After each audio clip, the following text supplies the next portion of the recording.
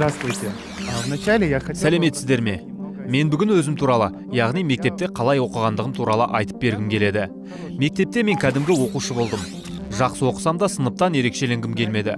Мен барлық үй тапсырмаларын орындап отырдым, бірақ сабақта мен үн қатпадым. Неге? Жауап қарапайым ғана. Мен сыныптың алдында дауыстап жауап беруге қорықтым. Күлкілі, ақылсыз боп көрінуден қорықтым. Өлеңді жатқа сабақтан кейін ғана мұғалімге айтып бере алдым. Ал сахнада сөз сөйлеу мен үшін орындалмас ерлік. Мен неден қорықтым деп сұрайсыздар ғой? Мен бағалаудан қорықтым. Өз қылықтарыма баға беруден қорықтым. Я боялся оценивания своих поступков, своих ответов. Бояркин Олег Астана қаласындағы физика-математика бағытындағы Назарбаев зияткерлік мектебінің орыс тілі мен әдебиеті мұғалімі. Қазақстан Республикасы педагог қызметкерлерінің біліктілігін арттырудың деңгейлі бағдарламасы аясында тренерлерді оқыту курсынан өткен. 3-ші деңгейлі сертификатталған тренер. Сын тұрғысынан бағалау жүйесін мектептерге енгізу мәселесі жөніндегі кеңесші әрі әдіскер. Спустя время, поступив в институт... Уақыт өте келе мен балалармен жұмыс істеу үшін, бағалауға қорықпауға үйрету үшін, баланы өз досым ету үшін институтқа оқуға түстім. Сделать оценку их другом. Но первый год... Бірақ бірінші жылы менің қолымнан әрине ештеңе келмеді. Мен өз балаларымды қалай бағаладым? Қарапайым мысал келтірейін. Балалар салған ақ қаланың суретіне назар аударыңдар. Каждый из них красив по-своему. Но как я оценивал... Бұл жұмыстарды қалай бағалауға болады? Бірінші ақ қалада келесі бөлшектер жетіспейді. Басында шелек жетіспейді. Бұл жұмысқа қалай баға беруге болады? Бұл суретті салған кім? Бұл Дина. Ол сондай ақылды, сабақта әрқашан талпынады, барлығын уақытында орындайды. Кішкене ғана суреті аяқталмаған. Келесі жолы соңына дейін салып бітіреді. Оған 5 қояйын. Следующий снеговик. Ну, в общем, хороший. Екінші жұмыста жақсы, бірақ көңілсіз ақ қала шықты. Дәулет үздік оқушы емес, 4 қоюға болады деп ойлаймын. Расист, ему хватит 4. Третий снеговик, на удивление... Соңында салған ақ қаланың суреті толық салынған, және барлық бөлшектері сақталған. Мұны салған Арман. Жоқ, ол өзі бұлай сала алмайды. Оған біреу көмектескен көрінеді. Оған 3 деген баға қоямын. Ол өзі 5-ке сала алмайды. Как вы думаете, какое оценивание... Сіз осындай бағалауды дұрыс деп айта аласыз ба? Жоқ, себебі субъективті бағалау. Мен оқушыларды бағалаған кезде нені басшылық қалдым? Жеке ұнату арқылы ғана. Қажетті бағалау өлшемдері. Чтобы выставить оценки ученикам. Критериалдық бағалау. Бұл үдеріске қатысушылардың барлығына оқушылар, мектеп әкімшілігі, ата-аналар және басқа да заңды өкілдер нақты белгіленген оқушылардың танымдық құзыреттілігін қалыптастыруға ықпал ететін білім берудің мақсаты мен мазмұнына сәйкес критерийлері бар оқушылардың жетістіктерін салыстыруға негізделген үдеріс. Критерий – это самый важный инструмент оценивания. Критерий – бұл бағалаудың ең маңызды құралы. Бұл арқылы белгілі бағыттар бойынша оқушылардың білімін өлшей аламыз. Ең қарапайым мысал келтірейік. Сіздің алдыңызда аяқ киімнің 3 жұбы тұр. Кроссовка, туфли және мокасин. Классическая обувь, классические черные туфли. Это спортивная обувь и это мокасины. Что выберете вы? Что выберет каждый из вас?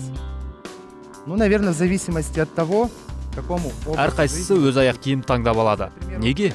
Сіз мүмкін кроссовканы таңдайсыз. Себебі спортты жақсы көресіз және салауатты өмір салтын сақтайсыз. Ал сізге классикалық туфли ұнайды. Себебі сіз кеңсе қызметкерсіз және дресс-кодты сақтауға үйреніп қалғансыз.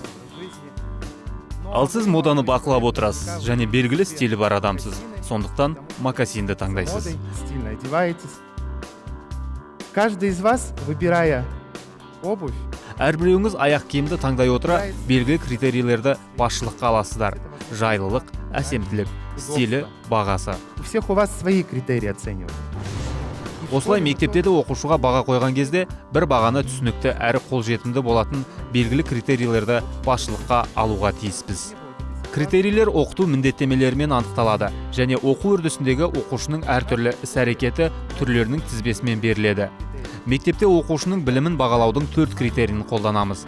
Білім және түсіністік, қолдану, сын тұрғысынан ойлау және зерттеу, коммуникация және рефлексия.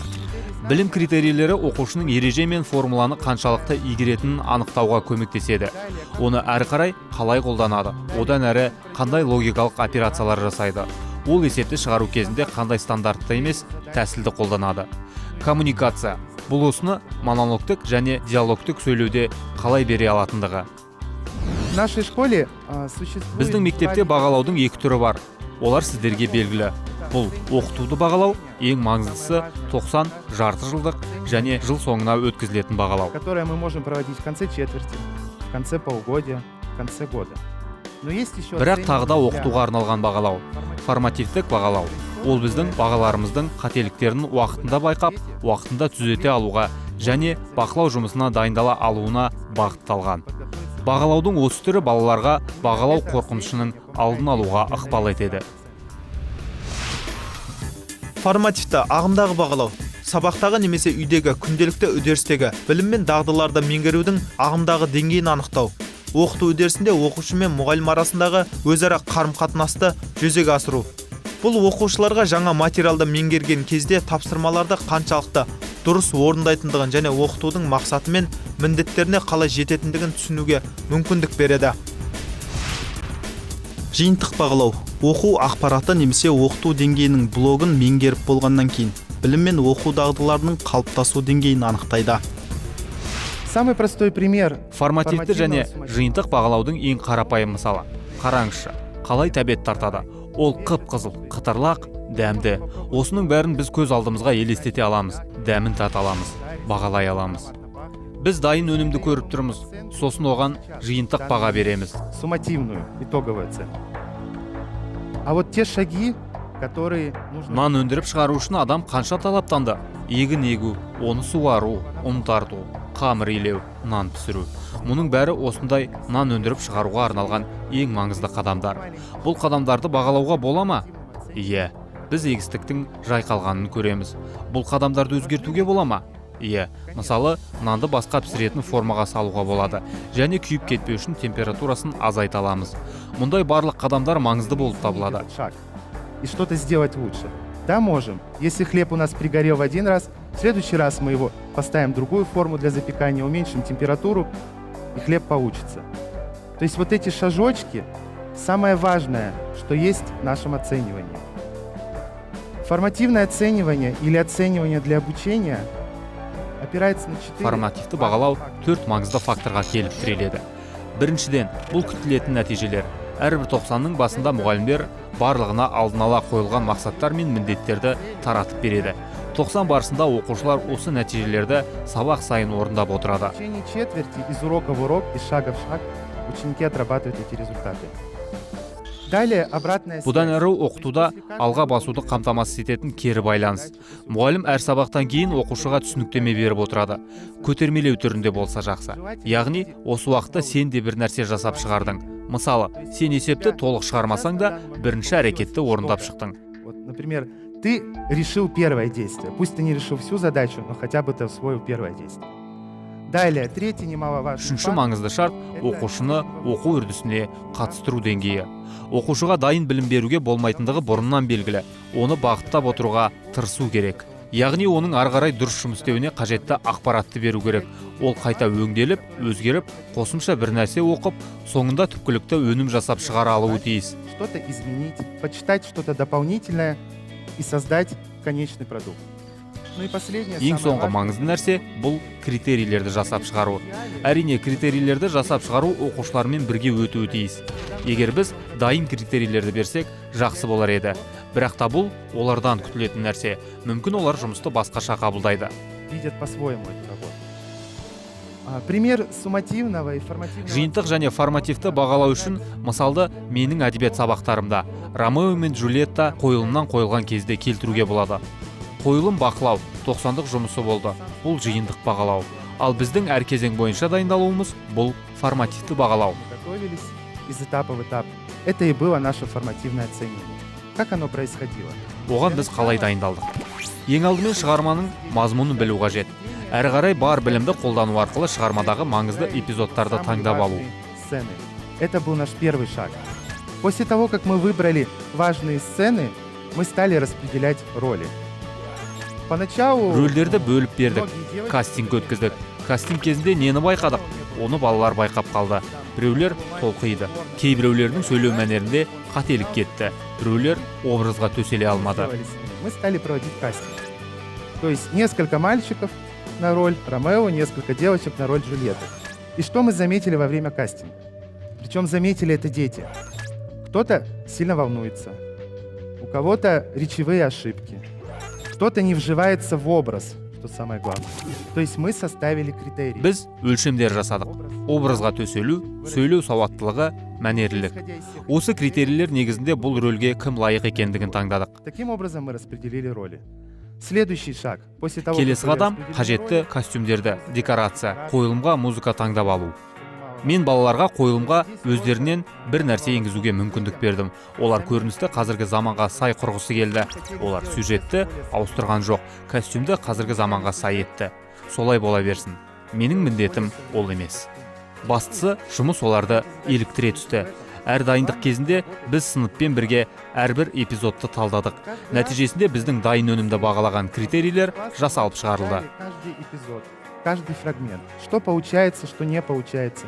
В итоге были выработан целый ряд критериев, по которым мы оценивали уже конечный наш продукт, эту постановку. То есть это знание Бұл содержания. мәтін мазмұнын білу, бұл сөйлеу сауаттылығы, сөйлеу мәнері, образға төселу бейімділігі. Бұл ишарат. Топта жұмыс істей алу. Топта қалай жұмыс істей алу икемділігі. Себебі оқушы өз рөлін орындап шығады.